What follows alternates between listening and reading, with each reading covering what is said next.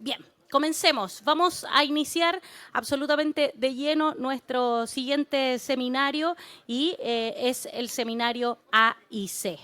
Para contarles, hay varios expositores que van a estar con nosotros y que justamente ya les vamos a dar la bienvenida. El primero de ellos, ¿ya estamos listos para presentar al primer expositor de este seminario? Así es, ya estamos listos. Y él es Gustavo Donoso, ¿no? ¿Quién es? ¿Sí? Ya, perfecto. Ahí nos va a presentar, ¿me decías tu nombre? Jorge Tobar nos va a venir a presentar, por supuesto, todas las alternativas de este seminario AIC, que ya arranca acá en el Parque Bicentenario de Vitacura y también en nuestras redes sociales.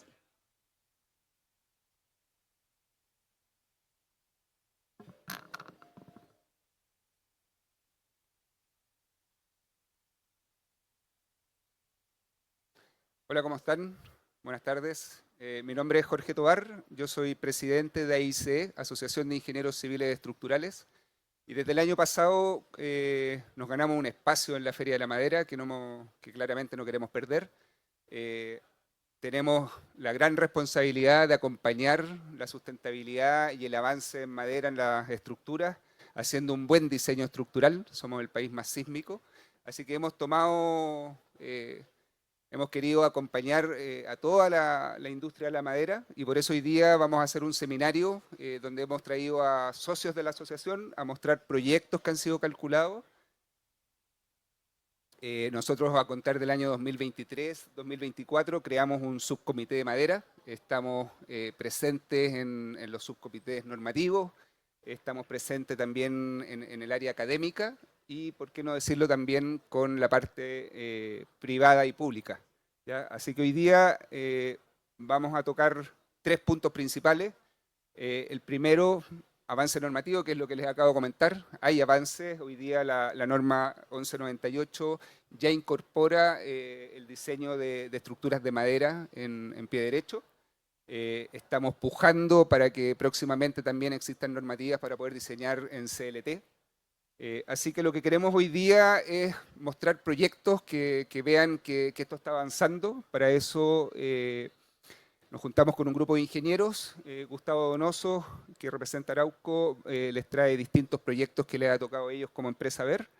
Luego tenemos una presentación de Diego Valdivieso, que será una presentación con un foco más en avances académicos y de investigación que lidera Diego y su grupo. Y luego invitamos a 3 socios a seguir mostrando proyectos y la colaboración con grandes empresas, un poco lo que veíamos en la presentación anterior de Luis Izquierdo Lehmann, que son proyectos que en general están invitando al trabajo colaborativo, a juntar a todos los actores desde el minuto cero para poder sacar productividad y rentabilidad. Traemos información, proyectos como Paso a los Libertadores, un edificio en Temuco y logramos traerles también información sobre el estadio de la Universidad Católica, ¿ya? Así que les doy las gracias y paso a presentarles a Gustavo Donoso, quien mostrará algunos proyectos que ha visto la empresa Arauco.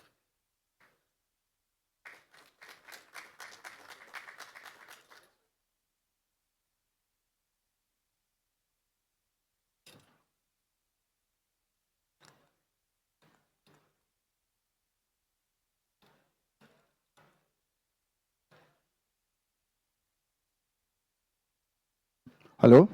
¿Cómo están? Hoy estamos muy contentos yo creo que primera vez como asociación estar en este encuentro. Generalmente esta semana siempre ha sido muy de proyectos de arquitectura, de soñar, de proyectar y hoy por hoy yo creo que lo que queremos mostrar es ya de la ingeniería dura. En específico hoy día, más que avances normativos, me gustaría centrarme en nuevos proyectos en el mundo, donde poner los ojos. Y después finalmente alguna muestra de pequeños proyectos que hemos hecho en Chile en colaboración con estos mismos grupos de ingenieros que van a presentar después. Y en ese aspecto me gustaría recalcar que no podemos copiar las mismas cosas, no podemos tomar las mismas referencias de todo el planeta. Hay lugares que van mezclando que son países forestales, otros sísmicos y otros que son avanzados en ingeniería. Y nosotros como Chile, que estamos como por acá abajo, perdona que no se alcanza a ver en la presentación, quizás sí somos forestales, quizás sí somos muy sísmicos, pero en términos de ingeniería te- hay un tema, una brecha importante en recursos, en tecnología, que sí ha sido saldada en otras partes del planeta. Por lo mismo me gustaría centrarme en Norteamérica, por supuesto, en Canadá, en Estados Unidos, en Japón y en Nueva Zelanda, para traerle los proyectos que creo que vale más la pena poder referenciar aquí, tomarlo como un ejemplo. Quisiera partir con el primero, que es el de Hive, que queda en Vancouver, en British Columbia, Canadá, zona de mediana sismicidad, mediana alta, que tiene la particularidad que es un edificio completamente hecho en madera.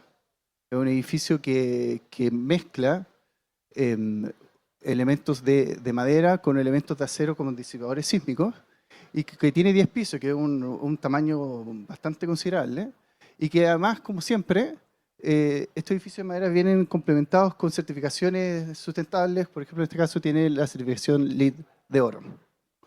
Este es un edificio que tiene un sistema híbrido de disipadores sísmicos de Tectonus, que si no lo han visto alguna oportunidad, es un sistema que inventaron en Nueva Zelanda y que lo han ido de a poco exportando a otras partes del planeta. Han entrado muy bien en British Columbia y que van generando, como alcanza a ver en las diagonales, que son diagonales con disipadores sísmicos que se llaman de hecho RFFG, Resistant Slip Friction Joint. Una sigla nomás, parecía algo que pueda disipar energía, para ponerlo en términos muy simples, pero que no solo tiene en las diagonales, sino que también tiene en los muros. Estos hold-downs aquí probablemente no se alcanza a ver, pero tiene disipadores sísmicos que van generando, que van dando la posibilidad de tomar los sismos. Aquí lo quiero mostrar en términos muy, muy simples, para que sea muy digerible. Entonces, lo que quiero mostrar con este proyecto es que es posible hacer cosas de madera, pero hay que ir poniéndole un poquito más de tecnología. Lo mismo que vimos en el hormigón armado hace mucho tiempo, ahora lo estamos empezando a ver en madera. Por otro lado, en términos de análisis, hay un modelo dinámico y también hay un tema que no menor, que el revisor estructural, que no pasa en todas partes del mundo. Acá en Chile nosotros sí tenemos la obligación de tener revisores estructurales en la gran mayoría de los proyectos, que es un super plus. Y también se generaron ensayos a escala real y una conexión muy avanzada, como les comenté. El segundo proyecto que les traigo viene en la misma ciudad, se llama Ronald McDonald House Willow, y que es efectivamente la fundación de Ronald McDonald, del McDonald's. Los ingenieros civiles estructurales son Structurecraft, y al igual que el edificio anterior, es full madera. Es un sistema levemente distinto, pero también es full madera. Tiene muros de corte CLT acoplados con viga de acero. Después vamos a ver qué significa esto en español. Y un tamaño del mismo orden que el anterior que vimos, de 12 pisos. Y al igual que el anterior, todos estos edificios siempre van trayendo una certificación de sustentabilidad acompañado, que es un driver que los va empujando. Aquí se ve un mock-up que hicieron en una feria este año, el Woodrise, y se aprecia que son muros de CLT con vigas de acople que van empotradas en los extremos, de tal forma de ir generando este tan ansiado muro rígido que toma las cargas sísmicas.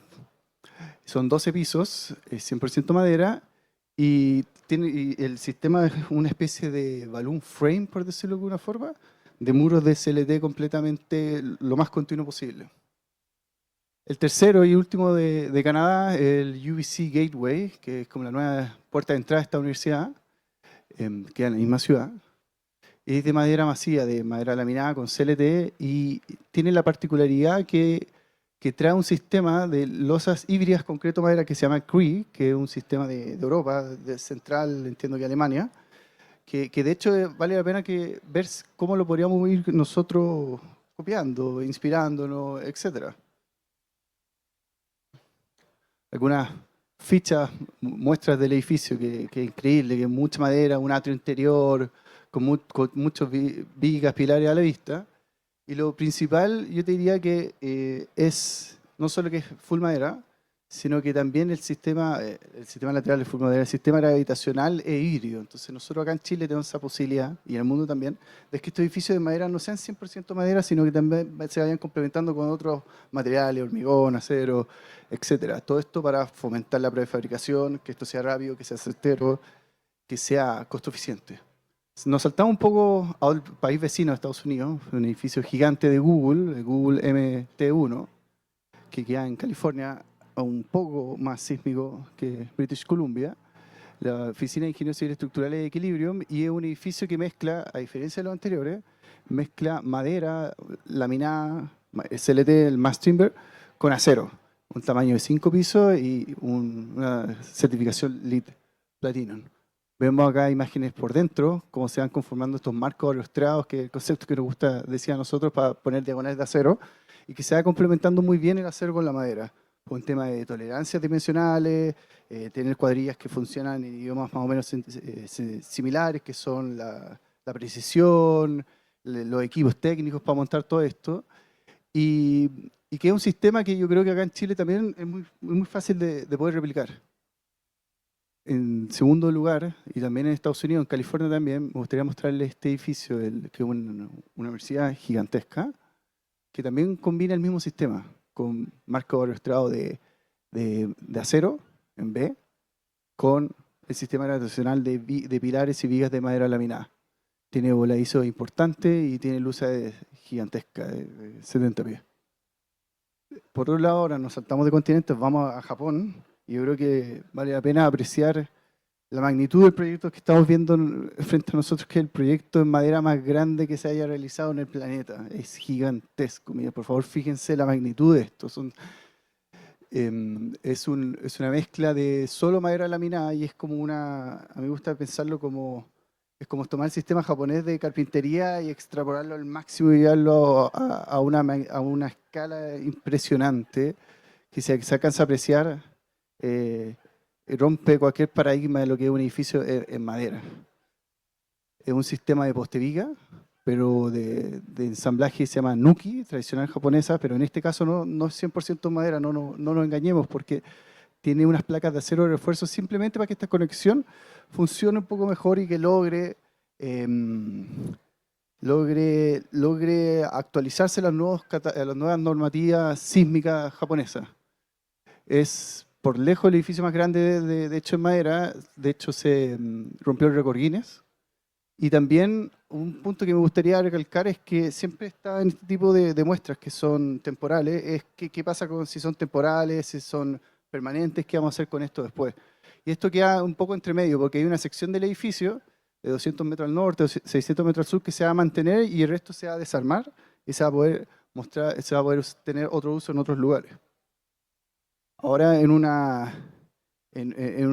contexto un poco menos ambicioso y más chileno, me gustaría terminar con los proyectos que al menos nosotros, algunos nomás, que hemos fabricado nosotros en Arauco Highland, en especial el McDonald's de Temuco y el de San Bernardo, que de hecho fue el primero lo hicimos con BMW, con la ingeniería lo hizo BMW con Ian Watt, y el segundo, que es el de San Bernardo, el calculista de acá, Sebastián Cárcamo de Taller, hicimos todo un sistema revisamos el proyecto completo, nos juntamos con montaje, nos juntamos con arquitectura, nos juntamos con ingeniería y lo revisamos de pie a cabeza y dijimos, ¿cómo vamos a hacer esto mejor? Y mejor significa más barato y más rápido, más seguro también. Entonces hay algunas conexiones que me gustaría mostrarles que son, bueno, en este caso es el caso anterior, el de Temuco, que fue muy rápido, fueron solo 10 días, 11 días de montaje, pero nos quisimos poner la vara un poco más alta y dijimos, esto lo podemos hacer más rápido. El CLT es sumamente rápido. Imagínense que 10 días en montar la obra gruesa de un proyecto son números que no estamos acostumbrados en hormigón, que no estamos acostumbrados en acero. Entonces quisimos dar el salto al McDonald's de San Bernardo y en específico estas conexiones que les quiero mostrar acá son conexiones que nosotros en la planta sí podemos mecanizar, que son simples, que son baratas y que al mismo tiempo, de hecho las trajimos de Japón, nos inspiramos en algunos proyectos de Japón para poder generar una conexión que tome la tracción en los extremos de los muros de una forma, creo yo, muy elegante, que es simplemente usar un tensor. Entonces, sin obligar a los materiales a sacarlos a su zona de confort, usar el acero para lo que es mejor, para la tracción, y usar la madera para lo que es mejor, que es la compresión. Finalmente, este es un proyecto que estamos fabricando en este momento y se va a montar probablemente en un mes más, 2 meses más, así que cuando esté listo lo invito. Lamentablemente va a estar todo tapado, pero me gusta mucho mostrar este proyecto porque siento que es una iteración desde ingeniería, desde arquitectura, desde el montejista, a ver cómo lo podemos hacer mejor.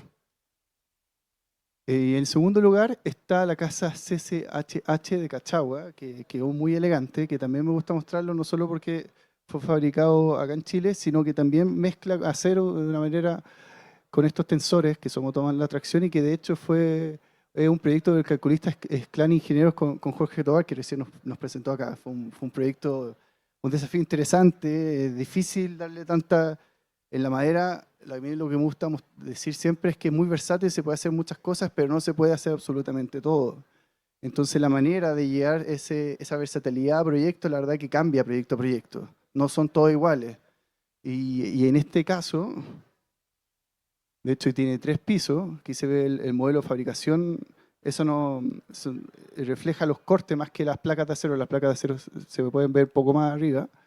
Y es un edificio que es bastante esbelto, que es bastante grande y que por supuesto tiene hartas cargas, ¿cierto? Entonces lo difícil acá es que de hecho el encargo original era hacerlo con muros de CLT, pero los muros de CLT, ¿cierto, Jorge? Que nacen en el tercer piso tienen que llegar al piso, por supuesto, tienen que llegar la carga abajo, entonces es un muro, igual que un muro de hormigón, o sea, finalmente los programas en cada uno de estos pisos desde el punto de vista de la arquitectura son distintos, pero desde el punto de vista del esqueleto estructural, para nosotros los ingenieros nos interesa muchísimo que la trayectoria de carga llegue lo más directamente posible al piso porque así funciona.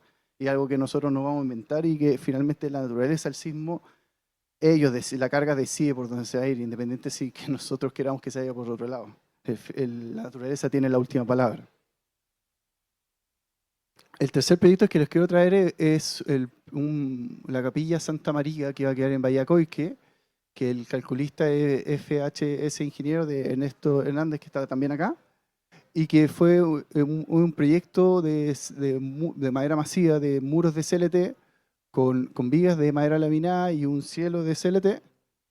Aquí podemos ver el modelo de fabricación con todos los destajes, con todo lo que fue incorporado en ingeniería, los hold downs, son hold downs también de maestranza. Son pilares curvos, o sea, redondos de 400 milímetros, que alcanzan hasta 11 metros de longitud. Es un proyecto muy icónico, que es para representar el legado de un expresidente de acá de Chile y que tiene muchos beneficios, por ejemplo, que las piezas fueron optimizadas para un transporte máximo hasta 3.4 metros, el transporte en general sobre ancho como un camión común y corriente hasta 2.6 metros, y después para saltarnos al próximo nivel son 3,5 metros, pero la capacidad de la prensa de Arauco es solo hasta 3.4 metros y por eso está restringido hasta 3.4 metros. Creo que faltó la última, pero esa sería la muestra de proyectos que les quería traer hoy día. Muchas gracias.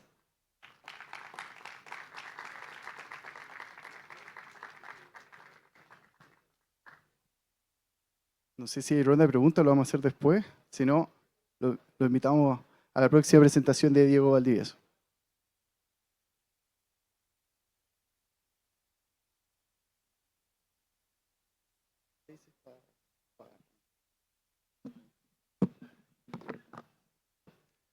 ¿Qué tal? ¿Cómo están? Bienvenidos a nuestra actividad como parte del Comité de Madera de AICE. Nos gustaría darles un barniz asociado a distintos componentes que podemos identificar en la resiliencia de comunidades y asociado a las estructuras de madera. Y ese es un poco el enfoque de la charla del día de hoy, denominado desde la perspectiva de la academia. Cómo podemos pensar en que en realidad dentro de la perspectiva de vida de quienes nacieron en el año 2020 es donde vamos a ver los impactos asociados al cambio climático, y de ello nuestra industria forma parte relevante en la contribución a la generación de este tipo de desafíos que nosotros tenemos como industria de la construcción en general. Y de hecho, si nos fijamos, dependiendo de cómo continuemos emitiendo en el tiempo, los impactos que van a existir a nivel de comunidad van a ser mayores, digamos, como podemos ver ahí, si es que seguimos con los niveles de emisión actuales y sin cambiar, ¿cierto?, nuestra matriz de edificación, la forma en que construimos, la forma en que generamos mercado a nivel mundial. Esto va a provocar que exista un calentamiento más allá de lo que nosotros acordamos como tierra, digamos, en ponernos como limitación en términos de crecimiento de la temperatura a nivel mundial, y generando impactos asociados a quizás amenazas que los chilenos no estamos tan acostumbrados y que empiezan a aparecer día a día en las noticias, asociados a aquellos eventos hidrometeorológicos que son en gran medida impactados bastante por el impacto del cambio climático y lo que se denomina la adaptación climática. Y les traigo como ejemplo, en la medida de poder movernos desde el terremoto hacia otro tipo de amenazas, el caso de Puerto Rico, que me tocó estudiar bastante en el último tiempo. Y Puerto Rico se caracteriza por sufrir bastante respecto del impacto de huracanes. De hecho, el impacto del huracán en el 2017, huracán María, destruyó gran parte de la isla, a pesar de que la zona, ¿cierto?, de tránsito pasó justo por encima de las islas, generando bastante daño, podemos verlo a continuación, en la zona de San Juan, ¿cierto?, impactando a las comunidades, en términos de perder su casa, en términos de no poder conectarse al servicio eléctrico, no poder recibir atención en hospitales, etc.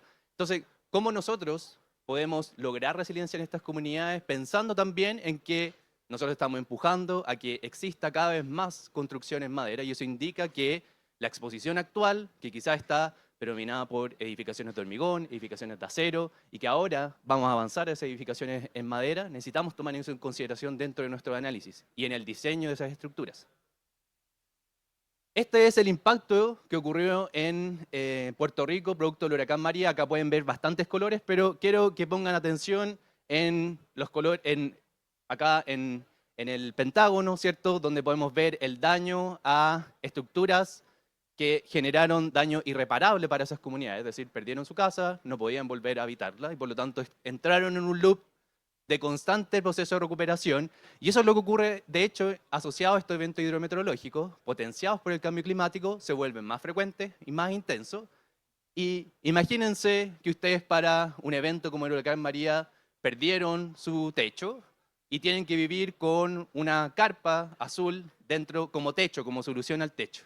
Y imaginen que ese proceso ocurre una vez, ustedes por lo tanto pierden su casa, dado el impacto del huracán María, se ve impactado por ella, comienzan un proceso de recuperación, su forma de mitigar, dado que sigue lloviendo, hay otros eventos asociados hidrometeorológicos o amenazas hidrometeorológicas que van a seguir impactando esa comunidad, y por lo tanto ustedes comienzan ese proceso de recuperación, no reciben apoyo estatal por distintas razones, ¿cierto?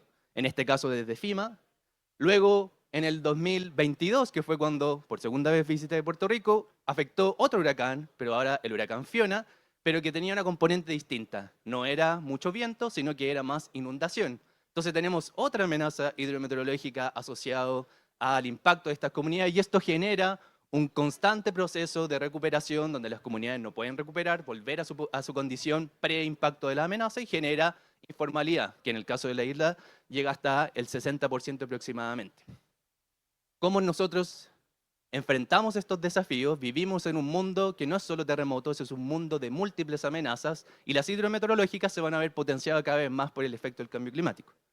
Y aquí surge la pregunta de cómo podríamos definir en nuestro contexto o en distintos contextos en general la palabra resiliencia. Y aquí me gustaría escuchar a uno o dos de ustedes. Me voy a bajar. ¿Alguien que quiera comentar? Acá. Hola Diego, gracias. La resiliencia se puede entender tal vez como la capacidad de sobreponerse a las adversidades. Muchas gracias, Sebastián. ¿Alguien más que tenga alguna definición distinta quizás asociada a este concepto de resiliencia? La verdad es que hay muchas definiciones y la que nos comentas, Sebastián, está como en la línea de lo que los definen internacionalmente distintas organizaciones, como esta capacidad de continuar, ¿cierto?, luego del impacto sucesivo de distintas amenazas. ¿Y cómo definimos esa capacidad de continuar? ¿Cómo definimos poder volver a un concepto de recuperación funcional que nos permita continuar a estas distintas comunidades viviendo su día a día? Y me gustaría quedarme con una definición que entregan principalmente las comunidades en Puerto Rico, que era esta capacidad de que mis hijos puedan al día siguiente ir al colegio, puedo ir a comprar comida para nuestra familia, que nuestra casa funcione como refugio para nuestros vecinos, de tal forma que si nosotros diseñamos o logramos diseñar nuestra casa de forma apropiada para poder resistir el efecto del huracán, nuestros vecinos pueden utilizarlo como refugio. Y en ese sentido, cada uno de nosotros pudiese tener una distinta definición de resiliencia, y para nosotros tal vez es usual de que después de un terremoto nosotros podemos continuar nuestra vida, podemos salir, ir al parque, etcétera, pero no es necesariamente la realidad de todas las comunidades. Y en ese sentido quisimos optar por un enfoque basado en probabilístico, ¿cierto? Basado en el performance. La idea es poder evaluar en función de métricas de desempeño, ¿cierto? Que está bastante en boga de cara a la actualización normativa que se está desarrollando, ¿cierto? Nacionalmente. ¿Cómo podemos definir los distintos tipos de casas o construcciones o viviendas que existen en Puerto Rico? ¿Cómo podemos además considerar posibles daños producto de la acumulación de daños asociados a distintos eventos que han ocurrido en el tiempo? Y cómo al final del día podemos proponer medidas de mitigación que a través de alguna métrica de consecuencia, es decir, podría ser una métrica ingenieril, probabilidad de falla, podría ser una métrica económica como estimación de las pérdidas económicas anuales, etcétera. Podemos evaluar las distintas medidas de mitigación de tal forma de informar cuáles son los caminos correctos para poder lograr resiliencia ante huracanes. Y las preguntas que nosotros nos hicimos cuando desarrollamos este proyecto era cuáles son esas medidas de mitigación, existen disponibles en el mercado local. Acá tenemos que pensar que si bien nosotros podemos propiciar distintas soluciones para el mercado construido de forma formal, también tenemos que pensar en aquellas comunidades que viven en asentamientos informales. Entonces, en ese sentido nos estamos focalizando principalmente en ese tipo de comunidades. Si estas mitigaciones, justamente por el punto anterior, son factibles para estas comunidades, es posible obtenerla en una ferretería cercana, es asequible desde el punto de vista económico. Además, ¿cuáles son los impactos de distintos escenarios del cambio climático? La verdad es que aquí hay bastante incertidumbre asociado a cómo predecir el impacto en términos de frecuencia e intensidad de huracanes, dados distintos escenarios de emisiones en el tiempo. Pero lo primero era identificar, generar un estudio de campo y identificar cuáles fueron los fallos producto del huracán María, el huracán Fiona, y también conversar con las comunidades para saber cuáles fueron los impactos de otros huracanes en el pasado. Entonces, identificamos claramente en el lado izquierdo la primer tipo de falla, ¿cierto? Que es intrusión de agua dentro de la comunidad, y eso genera daños al contenido y eso, por lo tanto, impide, ¿cierto? La continuidad de ocupación de esa estructura, dado que tenemos que reparar, secar, etc. En el segundo caso ya tenemos componentes más estructurales asociados a la falla, ¿cierto? De la envolvente, que genera, ¿cierto? La intrusión del agua. En el segundo caso es la falla total de la estructura, que pone en peligro la vida de las personas. Y finalmente tenemos el colapso total de los muros, tanto por un colapso por corte, un colapso por deslizamiento, es decir, un mal anclaje de la estructura hacia la fundación. Y fíjense acá que esta estructura, que estaba focalizada en poder quedar elevada para poder evitar el impacto de inundaciones, tiene problemas asociados a la resiliencia ante cargas de viento. Entonces la pregunta es cómo existen sinergias o asinergias entre mitigaciones para distintas amenazas y cómo nosotros como ingenieros pensamos y consideramos eso dentro de nuestra evaluación. Podría existir una sinergia entre mitigación al fuego con la respuesta sísmica, podría existir una sinergia entre mitigación ante inundación con la respuesta sísmica, etc. Hay que comenzar a pensar en que los detallamientos que nosotros desarrollamos pudiesen impactar el performance ante otras amenazas que no estamos considerando. Y en ese sentido, definimos, ¿cierto?, condiciones bases de lo que existía en la isla para las localidades que evaluamos. Identificamos claramente la geometría del techo como característica importante en la respuesta ante huracanes, el tipo de estructuración del techo, si es que era solo con envigado o con cerchas, y finalmente el tipo de muro, si es que era muro de entramado ligero o muro de albañilería, no en albañilería, bloques de hormigón. Y también establecer ciertas medidas de mitigación que nos pudiesen dar información clara y simple de qué deberíamos hacer de tal forma de aumentar nuestra probabilidad ¿cierto?, de no fallar ante el evento de un huracán y con eso proteger la vida de las personas. Nos definimos ese límite o ese performance como objetivo, proteger la vida de las personas como prioridad inicial para luego continuar hacia quizá una recuperación funcional. Y esto que está acá, que pudiese ser un poquito raro, ¿cierto? Cómo observar la ingeniería estructural a través de una curva que nos describe la velocidad del impacto del huracán versus la probabilidad de falla que se pudiese generar en este tipo de estructura. Acá tenemos la condición base versus la condición base con techo a 2 aguas con techo a 4 aguas. Y acá por detrás tenemos las distintas categorías de huracanes. Si se fijan en las noticias, hemos estado ya escuchando acerca de tornados que existen ciertas escalas asociadas. Bueno, esto es lo mismo, pero para el caso de huracanes. Y nos vamos a centrar en la línea verde que corresponde a life safety, a protección de la vida. Entonces, si se fijan, para la condición a techo a 2 aguas, tenemos una probabilidad de que falle, la mediana, ¿cierto?, está a 63 millas por hora, que ya no me acuerdo cuánto es.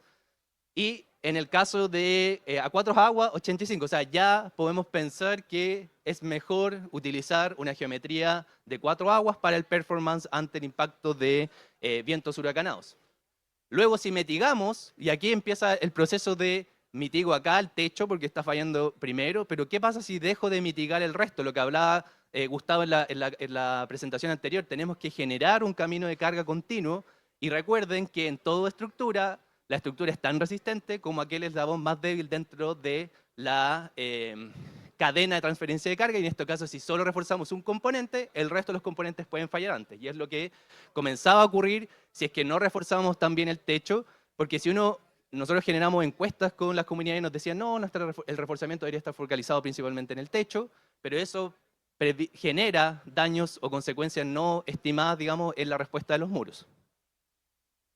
Y finalmente, consideramos cómo era el performance de distintas localidades. Pensábamos hacer un estudio de mapeando toda la isla, sin embargo, justo en ese momento el mapeo de ATC no estaba disponible, entonces tuvimos que focalizarnos simplemente en ciertas localidades y de tal forma de identificar, primero, hacia atrás, ahí, primero identificar cuáles son las zonas que eran más vulnerables, de tal forma de que si estamos en una condición donde tenemos que repartir recursos, podemos considerar desde una perspectiva social cómo repartimos esos recursos de forma equitativa, pero además cuáles son los trigger points, las zonas de focalización donde quizás deberíamos hacer un análisis más específico para identificar medidas de mitigación específicas para esa zona. Y en este caso era Gurabo, lo que está marcado ahí en rojo, el punto de mayor probabilidad de falla, dado que existía un efecto topográfico en la respuesta del viento. También vimos cuál era la respuesta de las distintas configuraciones de techo. Acá tenemos a 2 aguas, 4 aguas con distinto espaciamiento de viga y podemos ver claramente cómo va disminuyendo la probabilidad de falla. Pero, sin embargo, y esto era para la condición basal y la condición de cambio climático, podemos ver que esta línea roja es lo que nosotros actualmente acordamos como una probabilidad de falla que aceptamos como comunidad ingenieril, que debería ser suficiente para garantizar la seguridad de vida. Sin embargo, ya estamos viendo que incluso en condiciones de mitigado, el efecto del cambio climático pudiese llegar a condiciones bastante por encima de ese límite que nosotros hemos establecido actualmente.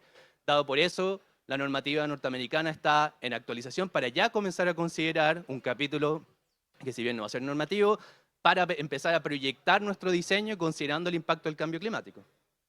Y esto es un poco más de lo mismo, pero desagregado en distintos escenarios y pueden ver acá que dependiendo del camino que nosotros continuemos emitiendo, este impacto en términos de frecuencia e intensidad de huracanes van a impactar mucho más a estas comunidades, pero también demuestra que hay bastante incertidumbre aún en poder estimar adecuadamente cuál es el impacto de cómo van a ser los huracanes dado distintas condiciones de huracanes, de emisión. Lo que les comentaba anteriormente, Gurabo es una de las zonas con mayor impacto asociado a esta métrica que definimos de desempeño como probabilidad de falla.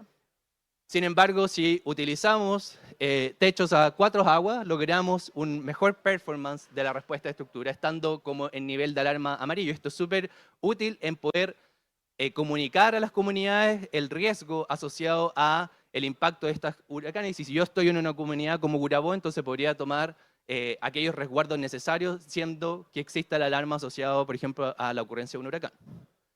Y acá queríamos ver si estamos en una condición de escasez de recursos, ¿cierto? Como en el caso de muchas comunidades, ¿cuál de todas las medidas de mitigación que se proponían era la más eficiente en reducir la probabilidad de falla de tal forma de priorizar? Ya, tengo esta cantidad de presupuesto, empiezo a priorizar entre aquellas que generan la mayor reducción de la probabilidad de falla. Y eso fue el análisis que buscamos en esta gráfica, pero al final del día lo que ocurrió es que simplemente disponiendo una conexión como el Hurricane Strap o algún tornillo que uniese adecuadamente las vigas del techo y que vincula apropiadamente el techo con los muros, logramos una reducción de la probabilidad de falla de hasta un 98% respecto a la condición basal, y además el espaciamiento entre las cerchas y entre las costaneras, ¿cierto? También ayuda, dado que podemos fijar las placas de OSB o de zinc, en este caso, que era la condición de este tipo de tipología de edificaciones, con un patrón de atornillado mucho más cercano y en más componentes, y eso logra que la envolvente del techo no falle. Finalmente, la idea es que podamos comunicar estos riesgos, ¿cierto?, a las comunidades, pero también comunicar cómo poder mitigar dicho riesgo, ¿cierto?, desde la perspectiva de en mi casa, cómo yo puedo mitigar mi estructura de tal forma que logre ese comentario de resiliencia de algunos actores, como de continuar al día siguiente ir al colegio, o que mi casa fuese un refugio para las comunidades. Y en ese sentido tenemos dos variables que pudiesen ser un interrogante respecto de mitigar: costo y educación o conocimiento. ¿Quién cree, si levantan la mano, que el costo es lo más importante? A ver. ¿Y la educación? ¿Quién cree? Efectivamente, incluso identificado por las mismas comunidades, la primera barrera para no mitigar era no saber cómo poder mitigar. Y ya luego que ya sé es la disponibilidad de ese material dentro de las zonas donde yo vivo, y finalmente comienza a aparecer asociado al costo. Entonces, no necesariamente cuando hablamos de mitigación y resiliencia el costo va a ser la barrera principal, sin embargo hay una barrera asociada a la educación. Y eso, como pueden ver ahí, es la que se resalta a más y fue transferido en distintas instancias con distintas organizaciones no gubernamentales, porque también existía, en la medida que uno se aproxima como la comunidad, tiene que generar ciertos lazos de seguridad y de confianza, y la forma en que evidenciamos, en vez de ser como una universidad, en este caso desde CENAMAD y desde Estados Unidos, hacia las comunidades, lo hicimos a través de las NGOs para lograr ese mayor impacto.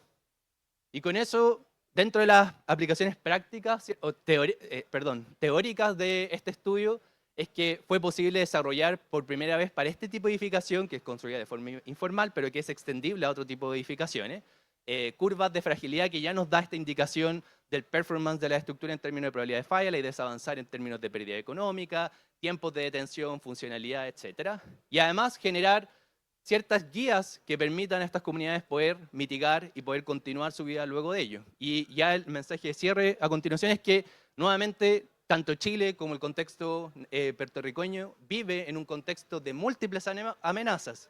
Y la pregunta es cómo nosotros generamos multirriesgo, es decir, ya no solo nos preocupamos del riesgo asociado al sismo, sino que nos preocupamos que durante los 50 años de vida de una estructura va a ser sometida quizás a una inundación, quizás a un tsunami como consecuencia de un terremoto, aquellas edificios de madera que puedan ser dispuestos en las costas chilenas, donde nosotros la forma de evacuación sea evacuación vertical. ¿Cómo diseñamos nuestras estructuras pensando en ese tipo de en ese tipo de solicitaciones, tanto de hormigón, de acero, madera, lo que sea? Todas tienen que ser diseñadas desde esa perspectiva. Y obviamente con un enfoque desde las comunidades, de tal forma que no digamos esto es lo que tienes que hacer, sino que la idea es que tengamos un feedback constante de cómo poder generar esa resiliencia. Y eso dentro del marco, ¿cierto?, del diseño basado en desempeño como base, que fue un ejemplo de huracanes el que les mostré anteriormente. Y acá tenemos bastantes desafíos todavía en poder generar lo que aparece ahí como curvas de daño, cómo se dañan las estructuras de madera dado distintos niveles de intensidad de terremotos, de tsunami, de inundación, de huracanes, por qué no de tornados, etcétera, y cómo eso lo llevamos también a métricas en términos de consecuencia económica, tiempos de detención, y definimos como comunidad, ¿cierto?, ¿Qué es lo que vamos a definir de ahora en adelante como una recuperación funcional? Probablemente no logremos recuperarnos en la condición inicial, pero funcionalmente podemos volver, ¿cierto?, a una condición intermedia o quizás diseñar también para un objetivo de diseño más allá de protección de la vida, quizás de un nivel intermedio entre continuidad de ocupación y protección de la vida que nos permita garantizar que las comunidades sean resilientes. Y esto se va a poder realizar si es que generamos investigación, una constante vinculación de la academia con instituciones como AICE, como instituciones como ABA, con la industria, ¿cierto?, con los partners de la industria, y además centrado, ¿cierto?, en torno a la educación. Nosotros tenemos que generar esa materia gris y generar el conocimiento base y compartirlo, ¿cierto?, con toda la comunidad para que podamos generar esa mitigación y al final del día que tal vez poder reescribir el cuento de los 3 cerditos y quizás en vez de pensar en que la casa sea que salva a todos los cerditos, sea la de albañilería, la de hormigón, vamos a empezar a decir que es una casa de CLT, una casa de entramado ligero, etc. Y con eso, muchas gracias. Dejo al próximo ex. Bueno.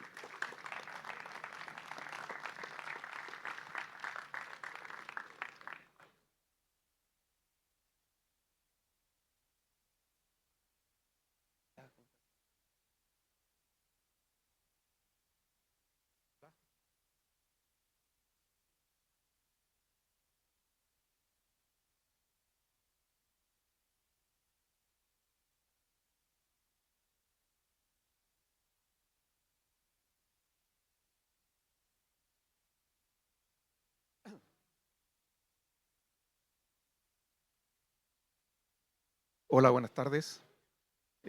Bueno, yo soy Ernesto Hernández, soy ingeniero civil y vengo a contarle un poco la experiencia que tuvimos con el desarrollo del proyecto El Nuevo Paso de los Libertadores y contarle un poco el trabajo que se hizo, detalles que a lo mejor a simple vista no se conocen y poder transmitirle un poco la experiencia que fue el desarrollo de ingeniería del proyecto. Ese proyecto se desarrolló en términos de ingeniería entre mi persona y la gente de Sirve, una comunión ahí de combinación entre lo que era madera con el hormigón armado y las soluciones que se fueran dando, así que hubo un trabajo en conjunto. Bueno, el Nuevo Paso Los Libertadores está muy cercano al antiguo, está ubicado en la comuna de Los Andes, está a una altura de 2.950 metros cuadrados sobre el nivel del mar, y el edificio contaba de 3 estructuras. Una estructura principal, que era la que acogía todo el tema de los vehículos particulares, buses y transporte de carga que tenían que pasar por el terminal. A su vez, debía desarrollarse un edificio de alojamiento que era para todo el personal que hasta ese momento tenía que viajar todos los días desde los Andes al Paso, y en caso cuando había temas de clima, tenía que ser desalojado y trasladado a los Andes. Entonces la idea era poder dar una solución también íntegra a que pudieran quedarse arriba. Y el otro era un edificio de carabineros que también pertenecía al tema. Bueno, el primer tema, el proyecto se empezó a desarrollar casi 2 años antes de la construcción. Originalmente ese proyecto era en acero y el desafío fue tratar de convencer al cliente final de que mejor alternativa al acero era la madera laminada. ¿Cuál fue el factor que yo creo que finalmente fue el que decidió el pasarse de acero a madera? Fue el fuego.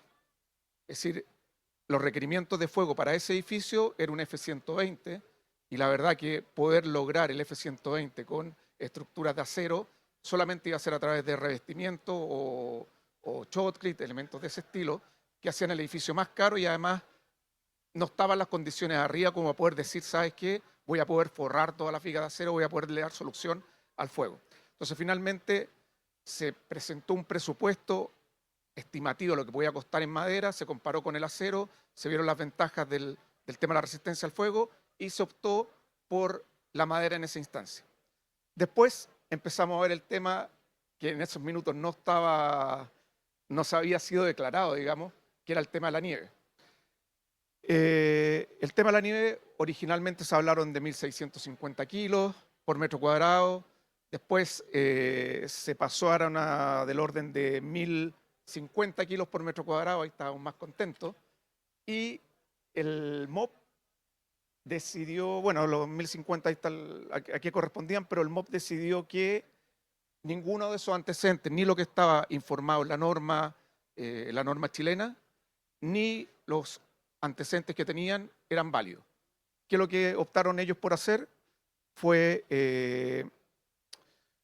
tomar el estudio que tenía Minera Los Bronces, acá en la localidad de Farellones, ver cuál había sido el caso más desfavorable que había en términos de caída de nieve, y se optó finalmente por tomar una sobrecarga de nieve de 1.650 kilos por metro cuadrado en carga balanceada y 2.000 kilos en carga desbalanceada.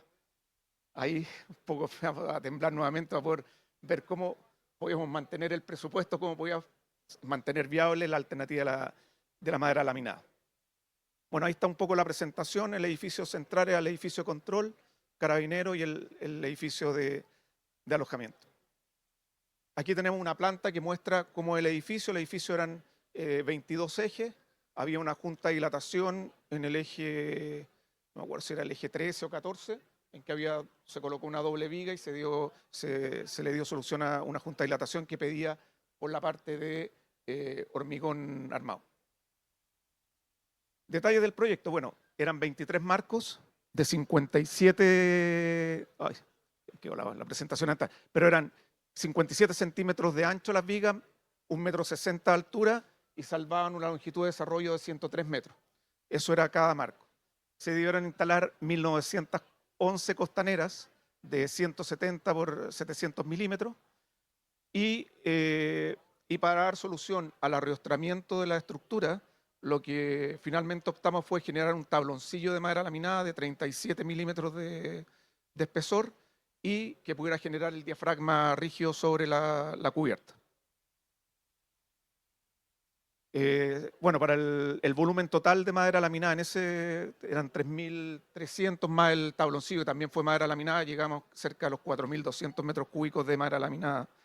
Hasta hace poco yo creo que era el edificio con mayor cantidad o mayor volumen de madera laminada, tanto en Chile como en Sudamérica. Entiendo que el Estadio de la Católica ahora superó ese número, pero la verdad que fue un edificio bastante icónico en su minuto. Se necesitaron 100 camiones para transportar todo el material desde la planta que está ubicada en Lampa al lugar de instalación. Hubo un tiempo de fabricación de 7 meses y un tiempo de instalación de 6 meses. Aquí la verdad que la empresa concesionaria era Dragados, y la verdad que todo el mundo le dijo a Dragados, imposible que te puedan hacer los 4.200 metros cúbicos en los 7 meses y menos que te los puedan instalar en 6 meses. Búscate proveedores extranjeros, el tema. Bueno, finalmente una de las empresas nacionales asumió el desafío y la verdad que los tiempos se acercaron bastante a eso, es decir, el desfase no fue tanto ahí.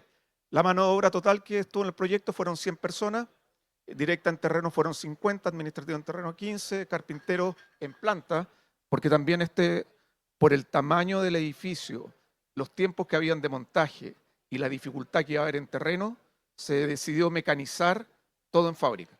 Es decir, llevar los elementos, las vigas semi-armadas, cosa de generar solamente lo que eran los empalmes en terreno. Para la instalación se necesitaron 2 grúas de 250 toneladas y 2 grúas de 60 toneladas. Y esos alzahombres fueron para la colocación de costaneras y el tabloncillo de cubierta. Los tramos más largos que se transportaron fueron de 26 metros 40 y cada tramo de estos transportado pesaba 10 toneladas. Las costaneras individualmente cada una pesaba 450 kilos. El edificio, la verdad que se modeló en 2 software. La gente de Sirve lo modeló en SAP y yo lo modelé en RFM, que es otro software, y la verdad que fuimos comparando resultados y la verdad que se acercaron bastante entre ellos y nos permitieron consensuar la solución. Ahí tenemos las deformaciones, creo que estimamos para 5,3 milímetros fue la deformación máxima que nos dio la estructura, y las razones de tensiones que teníamos, teníamos 73 kilos, creo que fue 7,3 megapascales fue la tensión máxima que tuvimos en los elementos. Ahí vemos el modelo en 3 dimensiones de uno de los software entre el que se se modeló. Ahí está la visión general. Todo lo que eran pilares y losas fueron pretensadas, y la parte de unión de vigas fue a pilares de hormigón en los extremos, y en las zonas centrales había unos árboles de acero.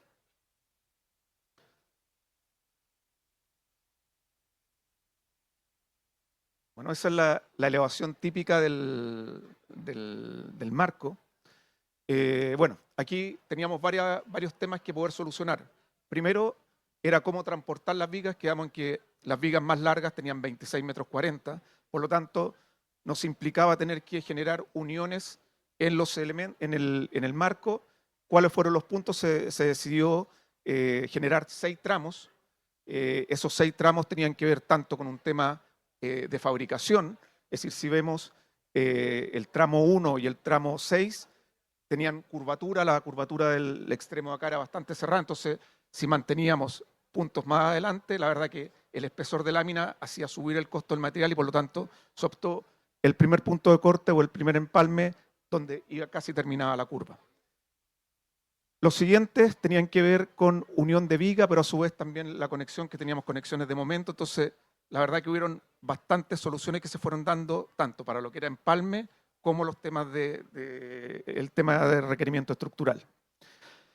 Y aquí empezamos con los temas que fuimos analizando con la Oficina de Ingeniería, que era, primero, a ver, lo que se les vendió fue que el edificio pasivamente iba a dar una solución al fuego. Y aquí, perdonando a todos los ingenieros, la verdad que generalmente cuando hablamos de la resistencia al fuego de la madera, decimos la madera resiste muy bien al fuego. Pero ¿qué pasa con las conexiones? ¿Cuándo solucionamos el tema? Alguien ha dicho que si dejamos una cabeza de perno por el calor, ese perno va a fallar antes de la resistencia que tenemos prevista.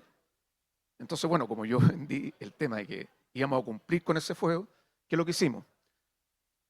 Muchas de las uniones eran dobles. Por ejemplo, el tramo 1 tenía tenía pletinas interiores con ya fuera pasadores autoperforantes o pasadores lisos, para poder garantizar que al menos esa parte de la conexión iba a dar el cumplimiento al F120 que estábamos requiriendo. Pero por otro lado me encontraba un poco con los colegas que en cierto sentido a lo mejor había más experiencia en hormigón, más experiencia en acero, y decían, oye, no, Ernesto, pero no, es decir, yo quiero que hayan dos pletinas más, la verdad que no confío mucho en el tema de los pasadores, vamos con pernos también. Entonces hubieron ciertas soluciones que hubo que hacer duplicar el tema, es decir, una solución con pletinas internas que la madera protegiera el fuego, con pasadores que fueran al interior también y tuvieran un recubrimiento suficiente para que no diera la resistencia, y por otro lado cumplir con el requerimiento de que se viera de cierta forma la pletina y tuviera pernos de conexión. También se vio el tema de las conexiones de momento, que son los relojes de perno que había ahí. Es decir, a lo mejor se podría haber tomado más tema, pero ahí nos encontramos con un tema. Llamamos a los proveedores de conectores Bulldog y no había en el mundo la cantidad de conectores que se necesitaba poder haber solucionado este proyecto. Es decir, no me acuerdo si... Creo que era 1 millón y tanto de conectores que daba, es decir, era una brutalidad. Entonces, bueno, finalmente lo que se optó fue colocar más números de conectores, ya sea de pasadores o de pernos, para suplir, en el fondo, la ventaja que nos hubiera dado el conector Bulldog en términos de resistencia en la unión. Bueno, en todas las conexiones, como les digo, mantuvimos tanto pletinas internas como externas. Ahí un poco ustedes ven, les pongo las dos situaciones, es decir, en gran parte las vigas tenían pasadores, como los que ustedes ven ahí, que estaban incluso les colocamos epóxico para que no hubiera deslizamiento del pasador ni se fuera a soltar, y otras partes de la misma viga en que se optaba por colocar pernos con golilla y tuerca.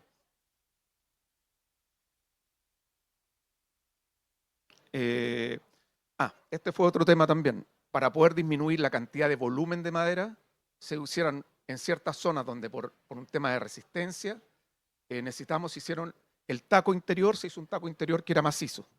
Es decir, en el fondo eran 3 piezas, eran 2 piezas de 185 y una pieza central de 200. Y en otras zonas donde teníamos menos tensiones se hizo una viga cajón para poder reducir el volumen de madera laminada.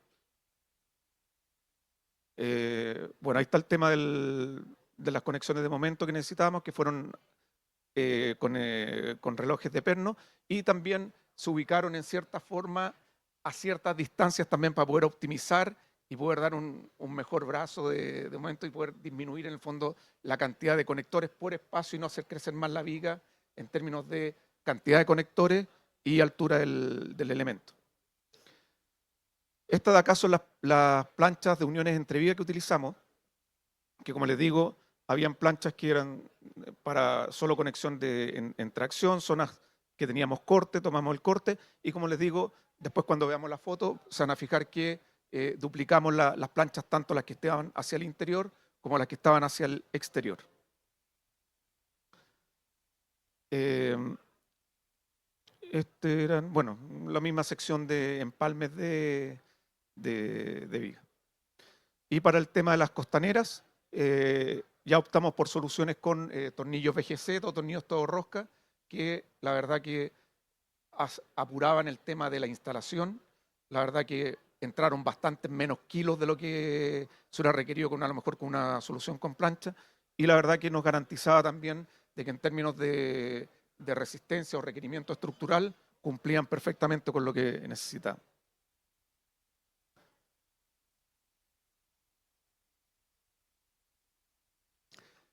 En las bases, bueno, en las bases también optamos con el tema de doble pletinas por el interior y por el exterior, y también, como les digo, se optaron por pernos y pasadores también por el tema que les comentaba del fuego, es decir, tratar de minimizar el tema. Sí, en este caso creo que las uniones interiores, estas uniones de las bases, creo que le aplicaron pintura intumescente. No estoy 100% de acuerdo, no recuerdo 100%, pero creo que sí se hizo.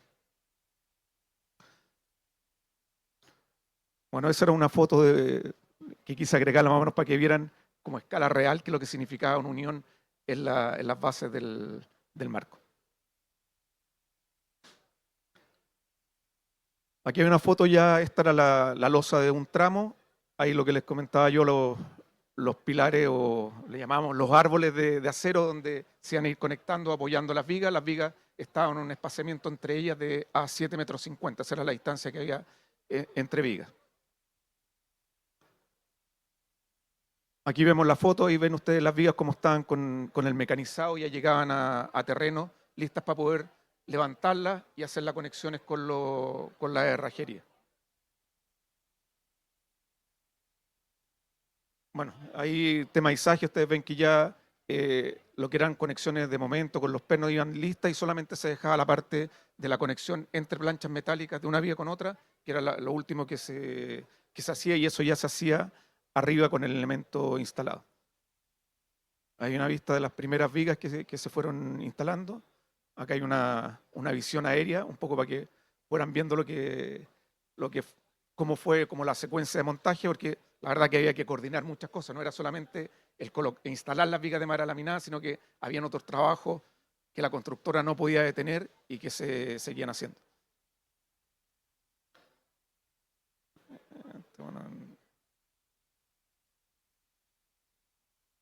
Bueno, aquí al costado abajo era lo que estaba el hotel, al fondo lo que era Carabinero, y esta era la vista del... Aquí vemos ya un avance con los marcos instalados. Vistas laterales de los marcos y las costaneras ya instaladas.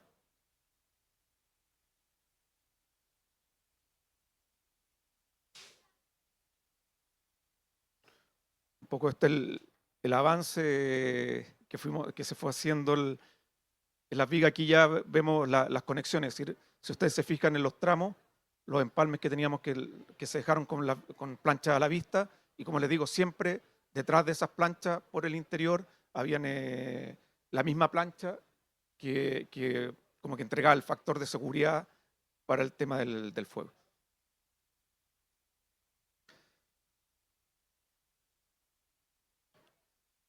Bueno, aquí quise colocar esta grabación un poco para que vieran el tema del montaje. la dificultad que tenía, que por temas de seguridad no dejaban que las personas o los maestros pudieran acercarse a la zona de unión hasta que la viga estuviera posicionada. Entonces imagínense lo que era, es decir, la precisión que tenía que tener el montaje, tanto para que pudiera calzar en la base con las planchas interiores y arriba las conexiones rotuladas que había también tenían que calzar y en el fondo todo esto con el gruero que era el que iba dirigiendo la situación. Más o menos montar una viga tomaba cerca de 2 horas, es decir, entre levantarla, izarla y hacerlo, el calce eran más o menos 2 horas. Aquí ya vemos la estructura en que lo que les comentaba yo de la colocación del tabloncillo de cubierta, que era el que finalmente se utilizó como el diafragma rígido de la estructura.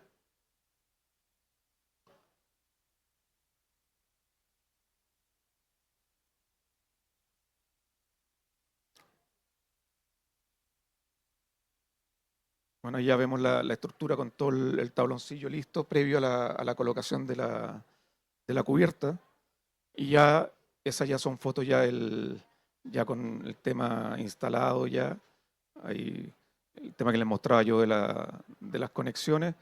Lo que eran los calados de abajo, esos se taparon finalmente, se colocó un elemento de madera para impedir el tema de la acción del fuego, el contacto del fuego. Aquí ya está la obra terminada.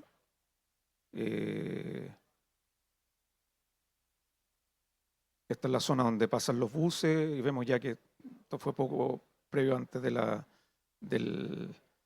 entrada en uso del paso. Y esto es un poco el tema, la visión que tenía tanto de la entrada o la circulación dentro del tema. Está la parte segundo piso, que es la parte de los vehículos particulares y camionetas que accedían y ya era el túnel de salida.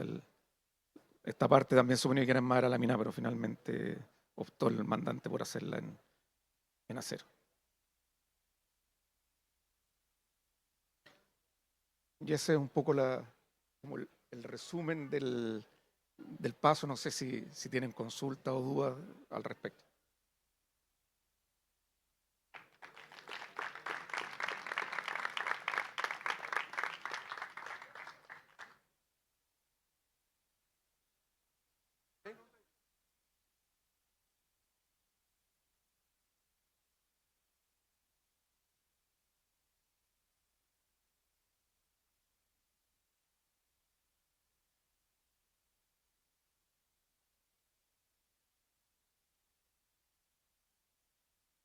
Hola, buenas tardes. Aquí vamos a dar inicio a lo que nosotros hemos hecho en estos 40 años, al menos mío, de ingeniería, y el SEBA debe tener unos 20, no sé, 20 de edad, digamos. El SEBA trabaja con nosotros, digamos, un ingeniero destacado que tiene su oficina, que se llama Taller, y yo estoy ahí como de repente necesito recursos de él, con otros ingenieros, y así vamos formando yo creo mucho en las relaciones vinculares, es decir, la ecopoiesis, o sea, definitivamente uno debe tener ese vínculo con la gente. No hay ninguna persona que se sepa, que se la sabe toda o que se cree que el gurú de la cosa, es imposible. Por eso para mí la ecopoiesis es fundamental, es decir, cómo me vinculo con el otro, cómo me vinculo con todas las personas. Todos me aportan, ingeniería, arquitectura, diseño, todo. Entonces, desde ese punto de vista, vamos a dar esta pequeña charla, digamos, con el SEBA. Son un edificio que se hizo en Temuco, en la Universidad Católica de Temuco. El SEBITA, digamos, participó en la mayoría de las cosas, por eso él va a dar, digamos, el toque, digamos, estructural. Y yo voy a presentar, como por decirlo así, el futuro, digamos. Estamos haciendo 2 proyectos hoy en día, uno en Iquique y otro en Serena, en Coquimbo. Y ahí vamos a ver algunos pequeños detallitos que durante toda esta vida, digamos, profesional, es bueno que lo sepan, digamos, para no cometer esos mismos errores. Así que ahora dejo a Cevita, digamos, aquí. Dale. ¿Aló? Gracias, Juan. Bueno, como dijo Juan, yo tengo la suerte de trabajar con él. Hemos trabajado en varios proyectos. Cuando se organizó esta charla me escribieron, pero estaba de vacaciones. Hay que leer los correos en vacaciones igual, ¿ah? Por eso no estuvimos presentando, pero Juan tuvo la buena disposición de traerme a poder presentar esto con él. Juan es un gran amigo y también un gran maestro. Él me ha enseñado muchas de las cosas que sé, así que es un honor estar con él hoy día.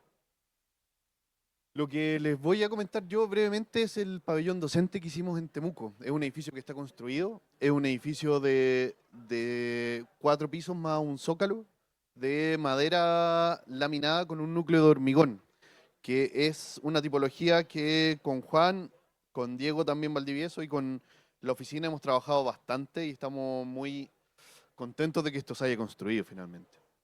Aquí, como pueden ver, ven las primeras maquetas del proyecto.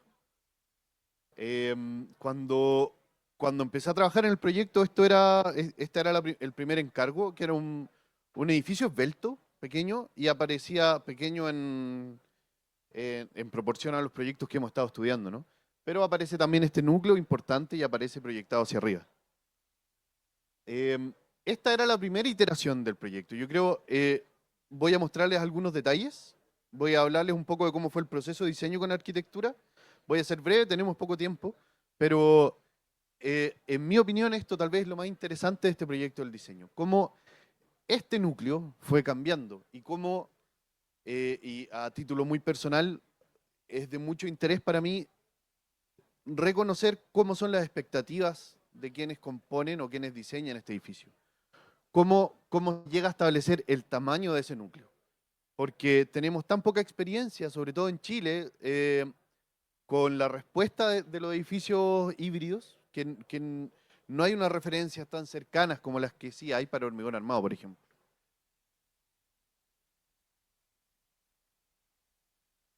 Estas son algunas de las imágenes objetivos con las que trabajamos en el proyecto.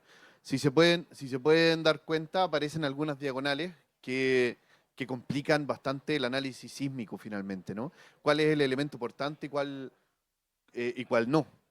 ¿Qué es reusar finalmente? Aquí les muestro lo que les comentaba y tal vez lo más interesante para mí, cuál fue el proceso de iteración. Tenemos el drift calculado en el centro de masa y tenemos las iteraciones de los núcleos. No sé si se alcanza a ver desde allá, pero básicamente aquí tenemos un núcleo de lo que es un décimo del edificio en realidad, ¿no? Luego, que es la primera iteración, que es la iteración verde, como pueden ver, se alejaba bastante del 2 por 1000, que es el límite normativo. Ese es el principal objetivo en realidad. Es nuestra primera verificación. Si esto cumple por deformaciones, probablemente podemos resolver cualquier tensión adicional.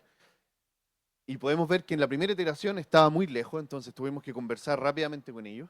Y en la segunda iteración lo que hicimos fue agrandar el núcleo, ya utilizando una superficie, pero intentando no invadir tanto el programa arquitectónico que se planteaba, posicionando marcos rígidos, que por cierto son una alternativa. Pensamos que para los 4 pisos iba a funcionar.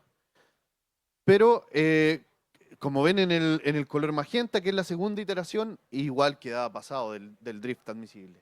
Y la tercera iteración, que fue la final, en realidad hubieron algunas intermedias, pero estas son la síntesis, logramos poner, conversando con arquitectura, revisando bien el programa, aparecen unos muros ya más alejados. Aquí tenemos un edificio de mediana altura que, si se fijan, tampoco está tan holgado con las deformaciones, ¿no? Súper importante entender esas proporciones, cómo pasamos de allá a acá y cómo espero y me gusta, estoy muy contento de estar acompañado de ustedes. Hemos trabajado con varios y estoy muy contento que estén acá. Tal vez mi lección aquí es cómo poder empezar a entrenar este ojo de ingeniero, ¿no? Cómo poder empezar a reconocer con tamaños de diafragma y alturas, cómo resolver eso. ¿Cuál es la proporción que debiesen tener? Y esto llegamos a una proporción que entendíamos desde un principio, pero obviamente hicimos el análisis para poder analizar, para poder entender cómo funcionaba. Pasado el núcleo, aquí queda el edificio. Hoy día, por suerte, está construido. Hemos diseñado varios. Este es uno de los pocos que se ha construido finalmente, ¿no? Estamos muy contentos que esté.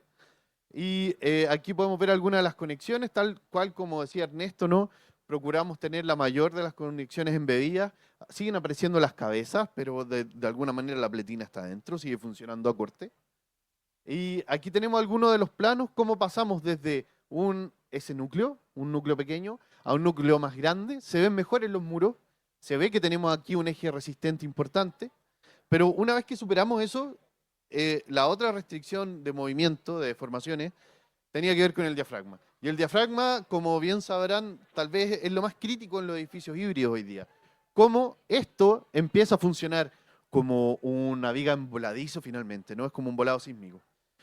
Y la solución que hemos dado, que hemos visto, que hemos estudiado, tiene que ver con hacer una losa híbrida. Híbrida en el sentido del plano, ¿no?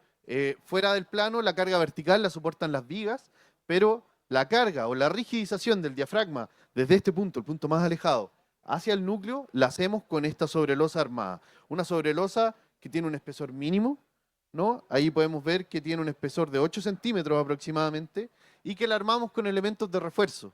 Eso, y tal vez aquí, quien sabe más, Diego Valdivieso, que anda por ahí, no lo identifico, tiene una implicancia hoy día que nos cuestionamos, que es, claro, nosotros definimos un R para un sistema lateral resistente, para el núcleo.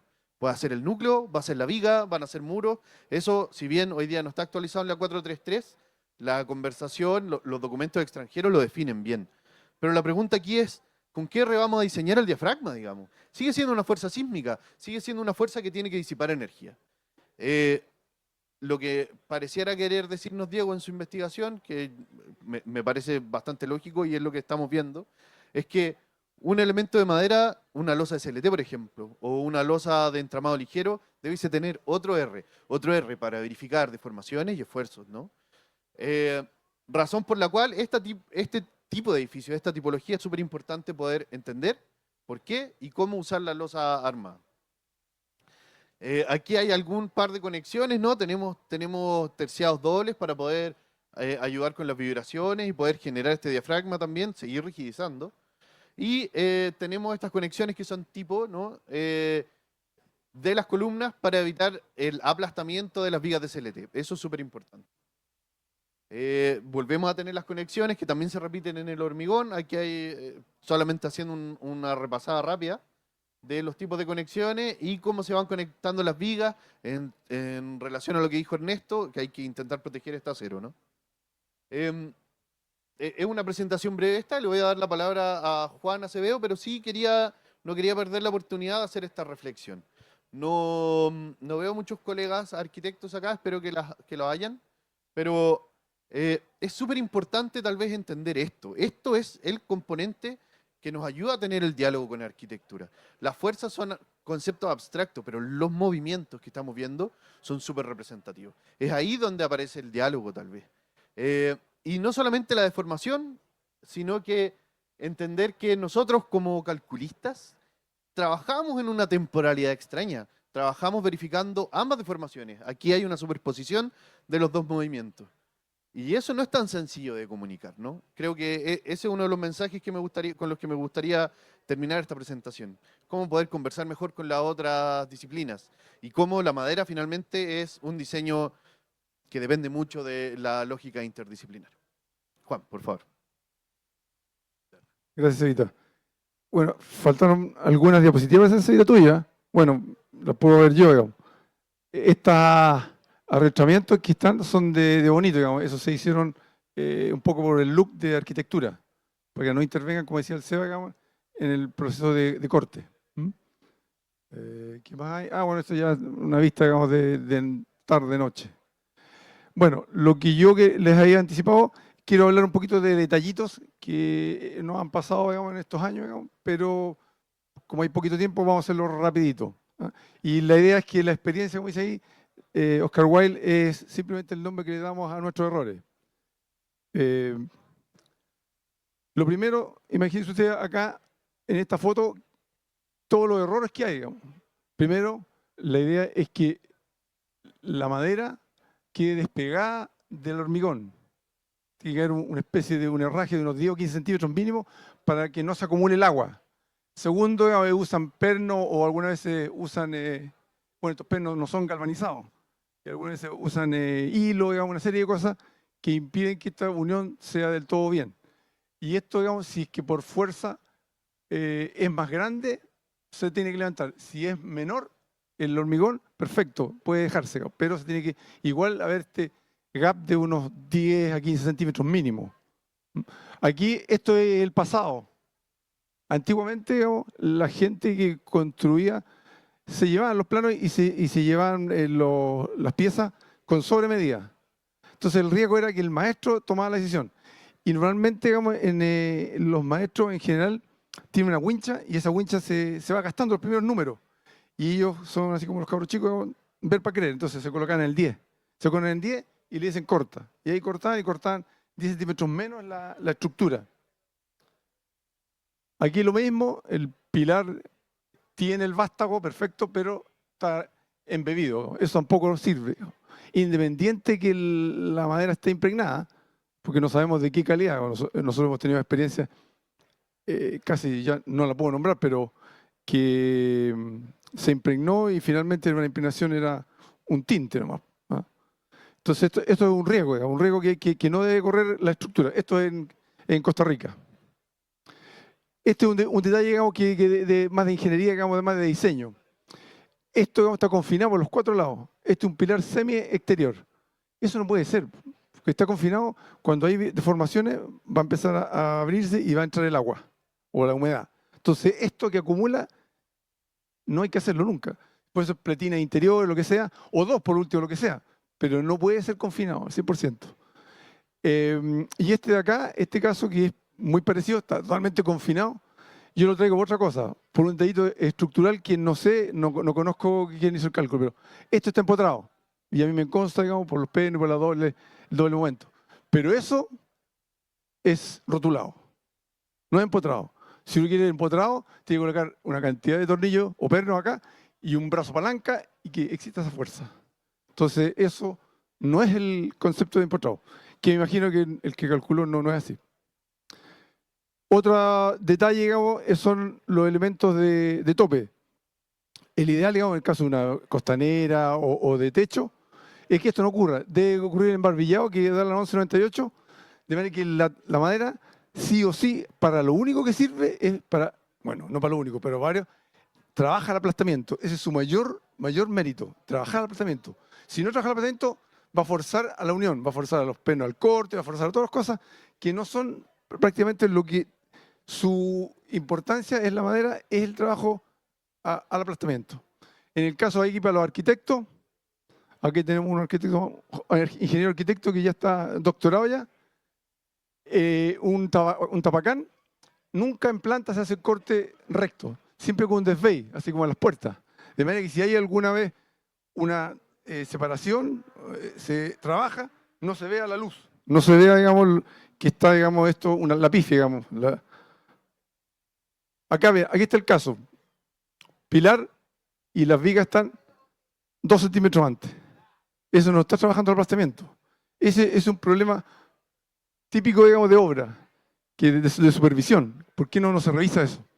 Acá está la CEPAL que se terminó este año. Los pilares, está todo exterior. Y los pilares en la esquina son en L. Entonces ahí se colocan unos WT, digamos, unos anillos, o sea, unos hilos izquierdo y lo derecho y un vástago liso, de manera que quede presionado y queda unión perfecta. Pero tiene que tener esa condición. ¿Qué condición? Que los tornillos van de abajo hacia arriba. Si los colocan de arriba hacia abajo, va a caer el agua, va a entrar el agua. Entonces, si está al exterior todo esto, se debe hacer así, al revés. No se pueden poner en el sentido como lo lógico, digamos. No, hay que hacerlo al revés. En el caso de imagínense, de un pilar, la cabeza, esto se tiene que proteger siempre. Protección, hoy en día lo hacen con esta membrana miel, que funciona bien, así como las piscinas, o la alternativa es colocar una hojalatería, pero esa hojalatería tiene que estar levantada, o sea, hay que colocar unos rastreles, de manera que no se caliente, digamos, la cabeza. Esa es como la idea, digamos, de permitir la ventilación de las cabezas. Esto es lo típico, bueno, lo que decía Ernesto, digamos, aquí tenemos una unión con conductores Bulldog, que para mí es fundamental, depende de la fuerza, digamos, que hay que usarlo, pero tiene el pequeño inconveniente, o tenía, cuando vienen las piezas que hay que perforarlas, uno coloca la viga y los dos pilares que son tapas, lo hace la perforación, se levantan las piezas, se colocan los conectores, se vuelve y se aperna. Perfecto. Pero por esas cosas de la vida, o la plantilla está mala, la corrió el maestro, no sé, algo pasó, y generalmente no les calza el perno y repasan. Y al repasar, cortan el anillo. El anillo del bulldog es el que trabaja. Si lo cortan, da lo mismo que lo corten aquí o donde sea, eso es, perdieron plata. La reunión no sirve y están gastando plata. O sea, no sirviendo esto que uno dice como calculista.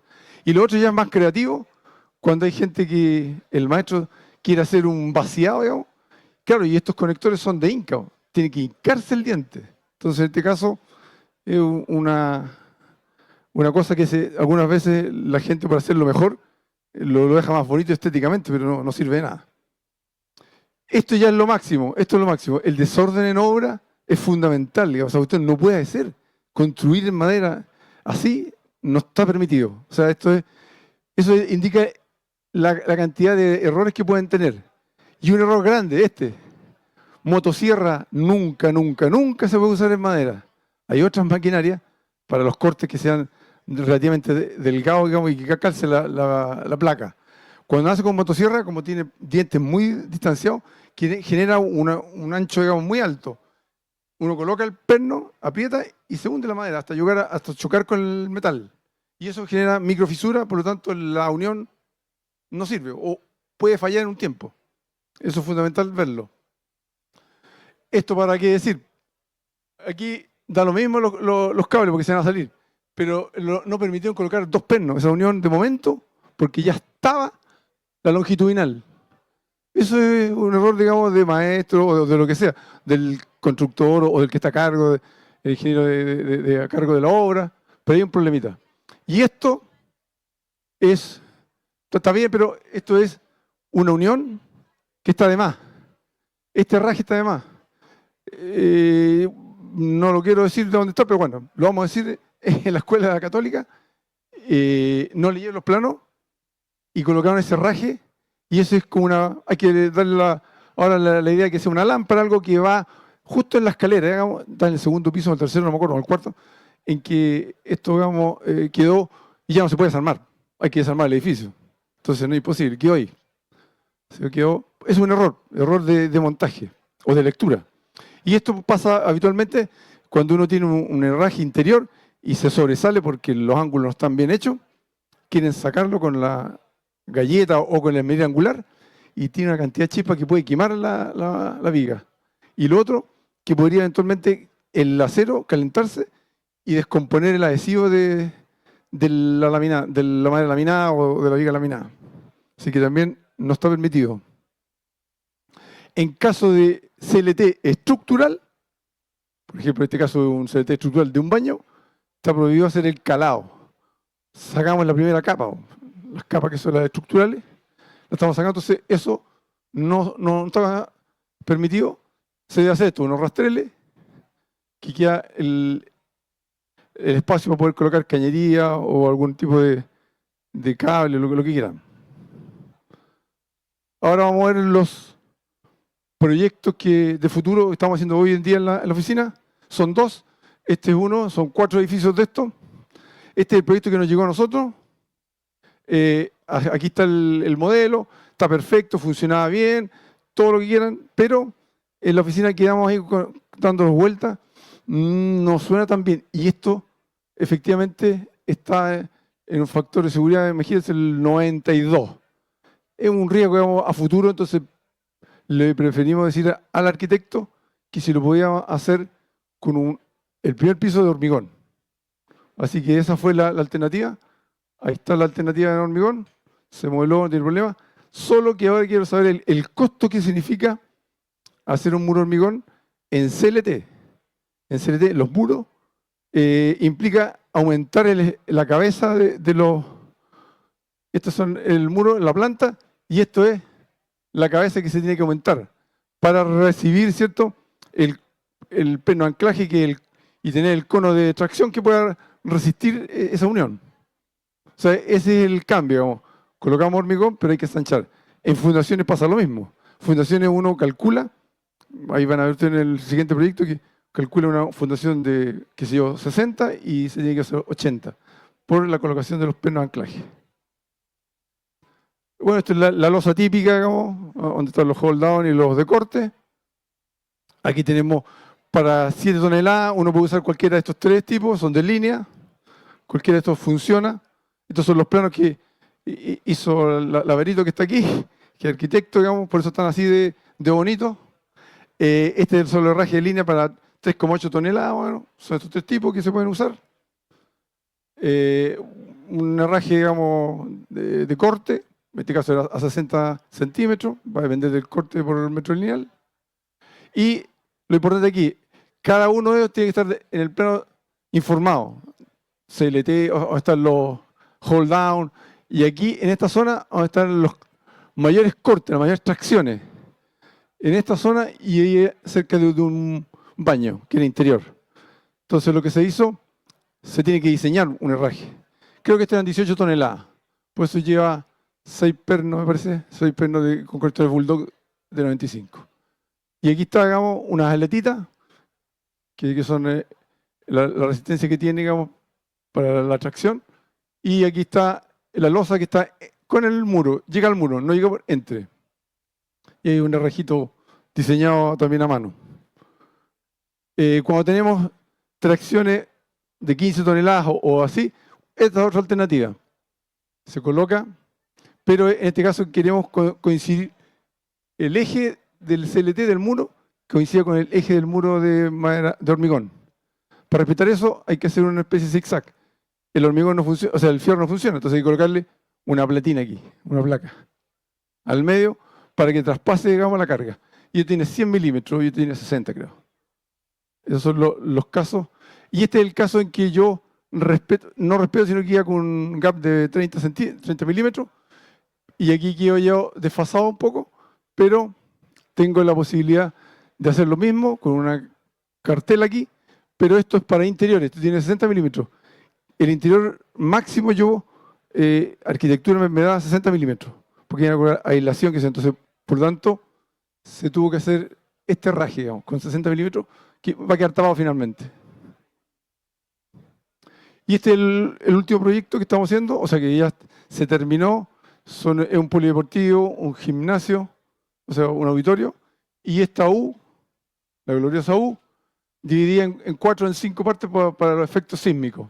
¿Ah? Esto es todo en CLT, son 7.800 metros cuadrados y ya está en licitación. Bueno, aquí hay unos herrajes, digamos, que vamos a andar rápido, porque esto no es muy... Lo que sí es esto, digamos, que nosotros tenemos esta altura, digamos, este ancho, tuvo que modificarse, solo por el efecto, digamos, de el hold down, digamos, de los pernos de anclaje. Entonces hay que tener considerado eso. Aquí están más o menos unas vistas. Esto es madera, eso es muy típico.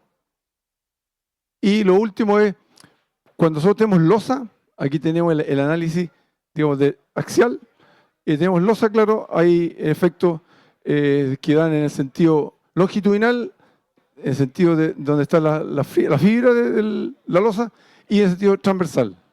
Y esas son las cuerdas. Entonces aquí está el plano, cada uno de estos colorcitos es una losa. Y ese es su... aquí están como en el sentido que va, digamos, el sentido de la fibra.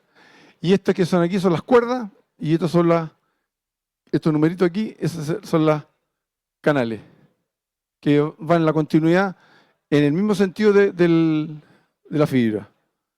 Esto es, aquí está, digamos, en detalle, y esto es lo que es las cuerdas, que pueden ser 2, 3, 4, va a depender de cálculo. Eso, para que sea más rápido. Y dejamos con los sueños a futuro, que espero que se cumplan en la madera al menos. Muchas gracias. Ahora viene la católica. Muy bien.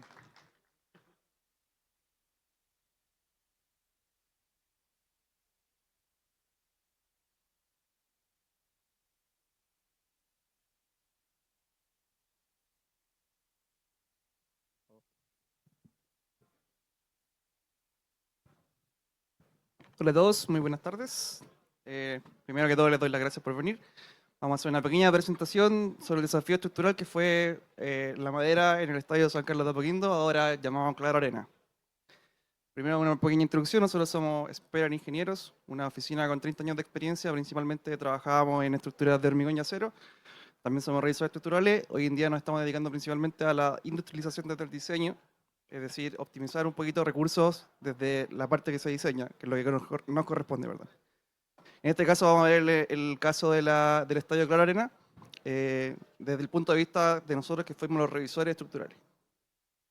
Aquí se ve el estadio, que quedó precioso, no sé si hay algunos fanáticos del partido ayer, pueden haber visto cómo se veía, si es que fueron. Tenemos un poquito la ubicación del estadio para que se entienda desde el principio. Tenemos esta estructura que es Fuyú, Prieto, Lepe y Livingston, junto con 4 codos. Los que son más fanáticos del estadio sabrán más o menos la orientación. Los que no pueden ubicarse un poquito por las letras que estamos ocupando para distinguir cada lugar y su ubicación. Es directamente proporcional a la lámina anterior que se ve del estadio. El desafío del estadio en general es aumentar la capacidad para tener más espectadores, para hacer más deporte o promover espacios deportivos y comerciales. Como una estructura, el desafío es que es una estructura gigante, enorme. Son 32.000 metros cuadrados de construcción, en materialidad muy diversa. Esto compone acero, hormigón armado, estructuras pretensadas y el techo tiene estructuras principales en madera laminada y acero. Entonces podemos ver que la estructuración son 10 estructuras independientes y dilatadas. O sea, es un gran trabajo verificar que las 10 estructuras funcionen por cada una y cómo se comunican entre ellas. Son edificios entre 4 y 5 pisos, principalmente el edificio Livingston, que es la parte inferior, es el que tiene más pisos, tiene mayor altura, e incluye gradas de hormigón pretensado en todo lo que es la segunda bandeja, que serían los 6 edificios de tribunas, que serían los 4 puntos cardinales, por decirlo en esta imagen. Y el techumbre inicialmente correspondía solo a madera laminada, el proyecto se modificó un poquito, y terminó siendo un elemento de madera laminada con reticulados de acero. Aquí podemos ver la tribuna Livingston, que sería la parte inferior del mapita anterior, por decirlo así. Podemos ver un poquito la configuración, que en su base es de hormigón. De aquí hacia acá corresponde al estadio antiguo, y de aquí hacia acá corresponde a la expansión. Tenemos 4 niveles de hormigón, y el último nivel es una columna de hormigón muy grande que siempre recibe una tracción en acero y tiene luces muy grandes. En este caso de Livingston tiene una luz de aproximadamente 17 metros y podemos observar por la ISO. Este es el caso inicial y podemos ver que la siguiente tribuna, que sería el Leve Prieto, izquierda y derecha en el mapa, se compone solo de una viga de madera laminada. En este caso la viga tiene un espesor máximo, una altura máxima, perdón, de 2 metros y un largo de 11 metros. Este techo es un poquito más chico que el anterior. Y el desafío principal, como ingeniería, y como para nosotros ingenieros que no es lo que más nos importa, es esta tribuna Fuyú, que consta de un voladizo de 24 metros casi. Para que se imaginen, es como 2 veces esto. En un voladizo a 30 metros de altura sobre el estadio, que va a haber gente saltando, en un evento deportivo, con sol, con las condiciones que está cerca de la cordillera, con nieve, viento, etc. Entonces, ¿cómo se resolvió esta solución? Se hicieron estas vigas tridimensionales, donde el cordón inferior es el que se maneja de madera laminada, y los 2 cordones superiores son de acero. Esto tiene un montón de reticulados y elementos de arrastramiento. Las dificultades de esto son que son grandes elementos, o sea, tenemos una luz de 23 metros y la cercha completa tiene alrededor de 30 metros. Para que se imaginen que el voladizo son 23, pero después hasta el siguiente apoyo hay unos 6 metros más. Y tenemos que materializar uniones de acero-acero, de acero-hormigón y de madera-acero y madera-madera. Entonces la cantidad de uniones que se tienen que verificar y realizar y crear son muchas, y además tenemos que tener el desafío logístico de que esto se pueda instalar en el terreno y que sea de la mejor forma, que se verifique un izaje y que el funcionamiento de esto sea óptimo y que sea fácil de realizar. No podemos pedirle que monten esto desde un taller y que lo van con un camión desde la fábrica. En este caso se realizaron los típicos modelos con software computacional. Aquí podemos ver abajo la viga sola y arriba se ve como el componente completo con todos los arrastramientos. Esto se hizo obviamente con un software y se verificaron las cargas de los elementos.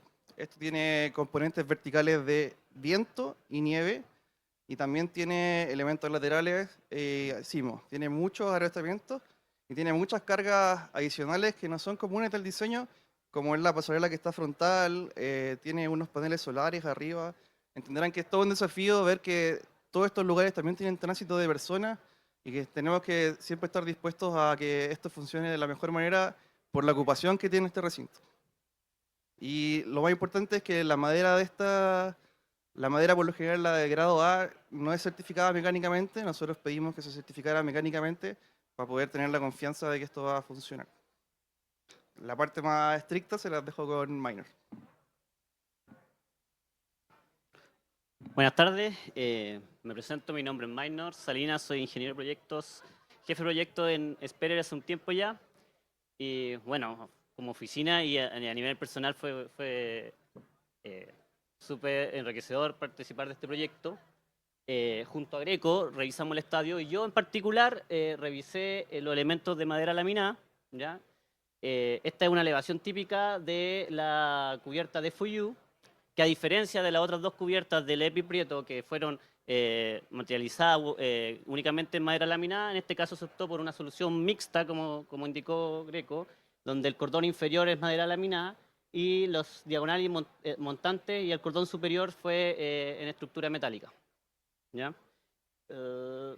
Como todos saben, aquí el voladizo tenemos el extremo libre, intenta descender y tenemos tracciones en el cordón superior, compresiones en el cordón inferior, y que fue para las solicitaciones que diseñamos esta viga. Acá se ve una sección transversal de la cercha, donde por iteraciones tanto arquitectónicas, constructivas y de cálculo, incluso se llegó a esta solución, donde se ve el cordón inferior, acá. Entonces, aquí haciendo un zoom se ve la pieza de madera laminada que formaba una especie de V. Esta V está formada a su vez por dos piezas de vigas principales de madera laminada, ya simétricas entre sí, y conectadas en su punto inferior, acá, por conectores dentados bilaterales, los típicos bulldog, y con un perno pasado lado a lado para generar apriete y consolidar la unión en el fondo. A su vez, cada una de estas alas estaba formada por dos piezas más de madera laminada que llegaban por separada a la obra y se montaban en el lugar y se ensamblaban. Esto permitía poner el herraje metálico de la conexión con la diagonal elementante interiormente, ¿ya? Aparte de cumplir una función estética de dejar la madera a la vista y no entorpecerla con el acero, también cumple la función de protección al fuego, ¿ya? Estas dos piezas a lo largo de la cercha se van en la parte posterior, después del apoyo, se empiezan a separar, cada uno va por su lado y se empiezan a curvar para formar esta especie de Y que se veían en las imágenes anteriores. Con esta geometría nosotros pasamos después a la verificación de diseño. Como les dije, la sección compuesta estaba principalmente solicitada a compresión, que hicimos una verificación de la compresión paralela a fibra, considerando también la inercia efectiva por el efecto de estos conectores, tipo Bulldog. Pero también revisamos por separado cada ala de esta viga compuesta.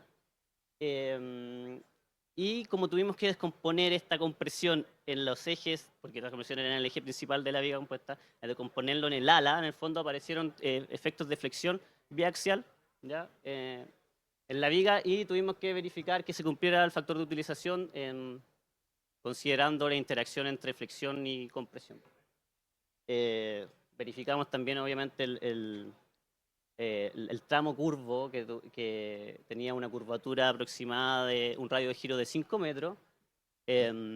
Esto nos limitó el espesor de la lámina de la viga laminada. En el fondo el espesor llegó a 20 milímetros, ¿ya? Es una eliminación horizontal. Cada una de estas alas tiene una eliminación horizontal que no lo comenté anteriormente. Verificamos también obviamente las conexiones entre tramos de viga a viga y en particular las conexiones de los pernos de anclaje a la diagonal y montante y en este punto la verificación al diseño estaba controlada siempre por el aplastamiento en la madera, como se comentó anteriormente. Pero también fue muy importante, y el punto crítico de la sección de la viga fue aquí en el apoyo central, en el muro de hormigón, por medio de este apoyo rotulado. Acá se ve mejor. Las vigas de madera se apoyaban en este punto y teníamos una compresión perpendicular a la fibra importante. ¿Ya? Al punto eran, creo que 200 toneladas llegaba la compresión acá en la columna. Tanto fue que se tuvo que reforzar. ¿Ya? Agregamos, creo que cerca de 50 tornillos de 30 centímetros de largo para traspasar la carga y aguantar como la superficie en la que actúa esa carga. ¿Ya? Se verificarán los empalmes también entre elementos de madera y la verificación de la resistencia al fuego, que creo que en este proyecto, si mal no me equivoco, era un F60 para las cubiertas. Bueno, aquí llama en obra imágenes de cómo se montaron, cómo se fabricaron. Las piezas de madera laminada llegaban a la obra separadas, en obra se agregaba el herraje aquí, se unían con los bulldogs, se agregaba el elemento metálico y se formaba cada una de las alas de la cercha, que posteriormente se montaba en esta especie de astillero para darle el ángulo exacto que necesitaba. Se terminaban de agregar los elementos metálicos adicionales. Y bueno, como se ve aquí, como todo llegaba prefabricado a la obra se ve bastante limpia. ¿Ya? Ahí, como comentaban anteriormente, aquí fue una obra bastante limpia. Bueno, la pérdida de madera fue en fábrica, pero aquí en el terreno no hubo pérdida.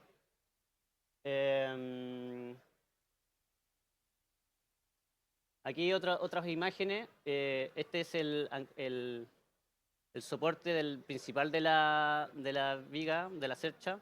Y acá se ven las perforaciones para los pernos pasados, para los bulldogs. Después esto fue con un tapón de la misma madera laminada, ¿ya? Para también cumplir con estética y con resistencia al fuego. Acá se ven imágenes del montaje de la cercha. Se montaron cada una de manera independiente. Y después, posteriormente, se le agregaron estas cerchas que se alcanzan a apreciar aquí, que controlaron, en el fondo, aportaron para el volcamiento de la cercha fuera del plano y dar mayor estabilidad global a esta estructura. Aquí hay una foto ya de la cercha terminada. Aquí están este es Livingston. Aquí son 18 metros de volado. Y bueno, al parecer, en el fondo, a mí parecer que quedó bastante bonito y se cumplió el objetivo de modernizar el estadio. Aquí también quisimos agregar unas fotos de las vigas de madera laminada de la cubierta de Lepe y de Prieto, que como comenté, se realizaron completamente en madera laminada, ¿ya? Porque su luz era menor y así se lo permitía el diseño. Y finalmente el equipo de Esperes que revisó el estadio ahí celebrando los tijerales y felices de haber ser parte de este proyecto. Así que eso, gracias.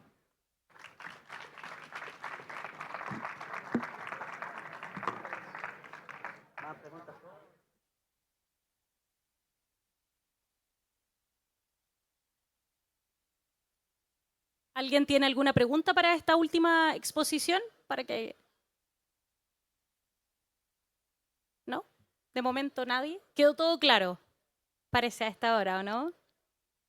Oye, brindémosle entonces un gran aplauso a este seminario AIC que, por supuesto, nos vino a mostrar diferentes experiencias desde distintas perspectivas y, por supuesto, desde distintos sectores. Así que repitamos ese aplauso con más ganas para todos los expositores, por supuesto, que nos han estado acompañando. Nosotros los queremos dejar invitadísimos para el próximo seminario. Queremos agradecerles a todos quienes nos han seguido a través de nuestro canal de YouTube y, por supuesto, también a través de la presencialidad acá en nuestro sector de seminarios. Les cuento, a eso de las 14 horas ya debería comenzar la evolución de la construcción en madera en Chile. Así que eso fue el seminario AIC y nos preparamos para más contenido. Así que a hidratarse, a reponer fuerzas y los espero acá. Los voy a estar esperando acá.